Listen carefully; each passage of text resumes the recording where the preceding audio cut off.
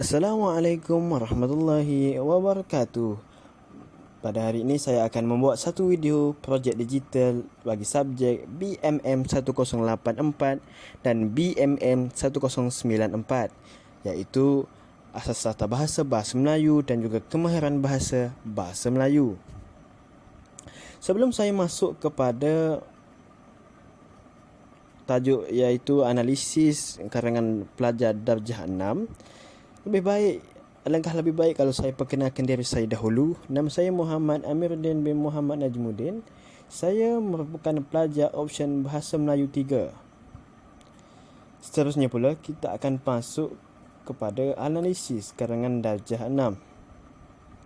Di sini saya telah meletakkan 3 bentuk kesalahan yang sudah saya mengkategorikan, iaitu yang pertama sekali kesalahan ejaan, yang kedua kesalahan kata, dan yang ketiga kesalahan ayat. Kita akan masuk kepada kesalahan ejaan yang pertama sekali. Di sini saya sudah menyenaraikan beberapa kesalahan yang terdapat dalam karangan ini.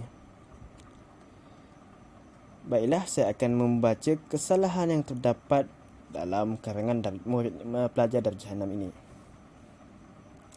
Iaitu kita melihat kepada barangkali pertama, terdapat satu kesalahan, iaitu terdapa. Terdapa yang ialah perkataan yang salah, dan perkara yang betul ialah terdapat. TERDAPAT. Seterusnya pula kita cari lagi kat mana okay. Saya dah jumpa perenggan kedua, iaitu pertam. Faedah pertam, kita lihat pada perenggan kedua. Ejaan yang betul ialah pertama, PERTAMA, pertama. Seterusnya pula, contohnya kita dapat menghindarkan. Perkataan yang betul ialah menghindarkan, MENGHINDARKAN. Seterusnya pula, iaitu yang ketiga, kita bagi kepada perenggan ketiga, iaitu kesannya. Perkataan yang betul ialah kesannya yang mempunyai 2 huruf N, KESANNYA. Yang terdapat, dan kesalahan yang terdapat pada perenggan ketiga juga ialah antuk. Perkataan yang sebenar ataupun ejaan yang sebenar bagi yang terdapat pada ini ialah untuk, iaitu huruf di hadapannya UNTUK. Kita beralih pula kepada kesalahan kata. Di sini terdapat beberapa kesalahan yang saya sudah senaraikan. Kita akan baca dahulu tajuk karangan ini, iaitu manfaat percutian keluarga. Perenggan pertama, pada minggu lepas kami telah pergi bercuti di Kuala Lumpur, dan di sini tiada kesalahan kata. Seterusnya kita pergi kepada perenggan kedua yang telah ditulis oleh murid ini, iaitu selepas itu kami tiba di Kuala Lumpur. Bandar itu sungguh sangat cantik. Terdapat pelbagai-bagai kedai, seperti kedai pakaian, kedai kasut dan lain-lain. Di sini terdapat 2 kesalahan, iaitu yang pertama sungguh sangat cantik, dan yang kedua pelbagai-bagai. Sungguh sangat sebenarnya merupakan darjah yang paling tinggi dan hanya memerlukan satu sahaja daripada perkataan tersebut, sama ada kita memilih sungguh cantik ataupun sangat cantik. Manakala pelbagai-bagai sudah membawa kepada banyak, dan sekiranya kalau kita ingin menggunakan berbagai-bagai, kita tidak boleh menggunakan pelbagai. Itu bagi pelbagai-bagai.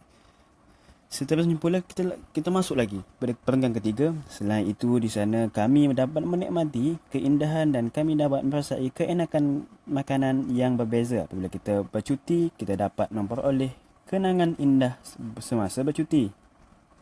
Setelah itu, kami pergi ke menara muzium negara di sana. Terdapat ramai pelancong yang datang ke sini. Kita dapat menambah ilmu pengetahuan dan menambah pengalaman Mereka sangat gembira apabila pergi ke muzium. Dalam perenggan kedua tidak terdapat kesalahan, tetapi di dalam perenggan ketiga terdapat dua kesalahan kata yang terdapat dalam karangan ini. Iaitu yang pertama sekali saya telah bulatkan itu ramai. Kenapa ramai tidak boleh digunakan? Kerana ramai itu digunakan untuk bagi suasana sahaja. Contohnya suasana yang riuh rendah ataupun bukan dalam kuantiti bilangan. Tetapi kalau dalam kuantiti bilangan kita gunakan banyak orang. Di situ merupakan perbezaan antara ramai dan banyak. Manakala bagi mereka sudah mewakili kepada banyak orang, maka kita tidak boleh menggunakan mereka dan tidak boleh dijadikan sebagai kata ganda. Itu bagi kesalahan kata. Seterusnya kita akan pergi kepada kesalahan ayat. Saya telah senaraikan beberapa kesalahan ayat yang terdapat dalam karangan ini, iaitu karangan laporan lawatan ke Majlis Kempen Kebersihan Tandas.